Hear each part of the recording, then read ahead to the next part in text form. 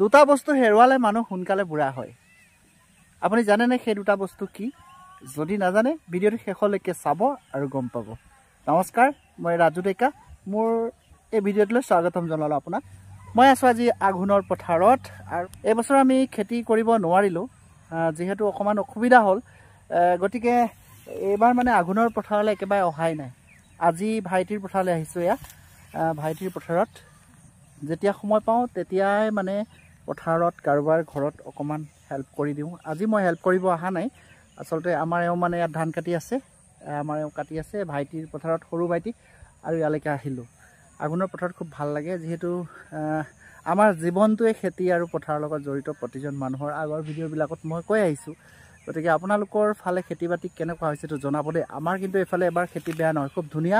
কাৰণ যিহেতু বৰষুণ ঘনাই দিছিলে, যদিও বৰষুণ বেছি নাছিল, মানে বানপানী হোৱা নাছিল, অতিপাত্ৰা বৰষুণ নহয়, যিমান বৰষুণ লাগে সিমান বৰষুণে আমাৰ এইফালে দিছিল, যাৰ কাৰণে এইবাৰ খেতি আমাৰ এইফালে খুব ধুনীয়া হৈছে। মানে ইয়াত চাইছেনে, চাৰিওফালে আঘোণৰ পথাৰ, সেউজীয়া, সোণালী সোণালী সোণালী সোণালী সোণালী। এইফালে চাওক দাৱনীসকল লাগি আছে, ইমান মুঠি দিছে নাই, ইমান মুঠি পৰিছে নহয়, আচৰিত আৰু সাংঘাতিকভাৱে ভাল হৈছে এবাৰ ধান। যিখিনি এতিয়া মূল কথালৈ যাওঁ, মই যে কৈছিলোঁ শৰীৰৰ কি বস্তু দুটা হেৰুৱালে মানুহ সোনকালে বুঢ়া হয়, এই কথাষাৰ আচলতে মই উপলব্ধি কৰা নাছিলোঁ।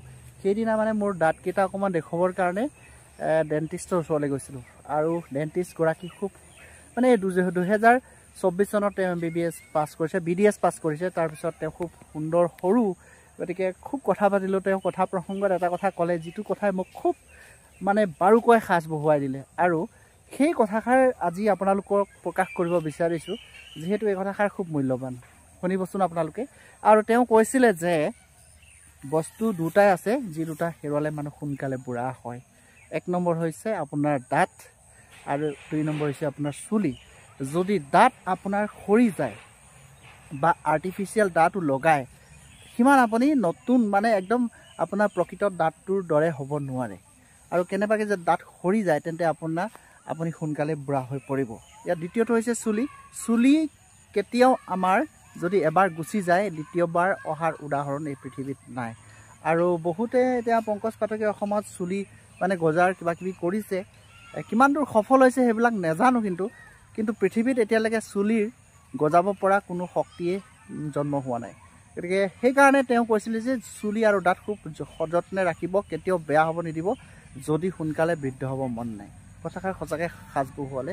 আৰু বিশেষকৈ সেইদিনা মই দাঁতৰ এটা অসুবিধাৰ কাৰণে কৈছোঁৱে, আৰু দাঁতৰ অসুবিধা হোৱাৰ কাৰণে মই কি কৰিলোঁ, দাঁতখিনি চফা কৰিব দিলে। তেওঁ চফা কৰি দিয়াৰ পিছত তেওঁ ক'লে কিছুমান বস্তু নাখাব, আৰু সেইদিন ধৰি তামোল খাইছিলোঁ। মই খুব তামোল খাই ভিডিঅ' কৰিছিলোঁ, আপোনালোকে নিশ্চয় দেখিছিলে।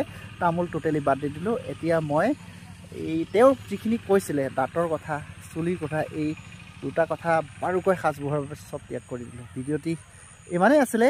আঘোণৰ পথাৰৰ পৰা আপোনালোকক এই ভিডিঅ'টি প্ৰস্তুত কৰি দেখুৱালোঁ। কেনে পালে জনাব। যদি একমত হয় ভিডিঅ'টিত আপুনি লাইক কমেণ্ট নিশ্চয় কৰিব, শ্বেয়াৰ এটা কৰিব, আৰু আপোনাৰ মন্তব্য জনাবলৈ নাপাহৰিব। ধন্যবাদ। জয় আই অসম।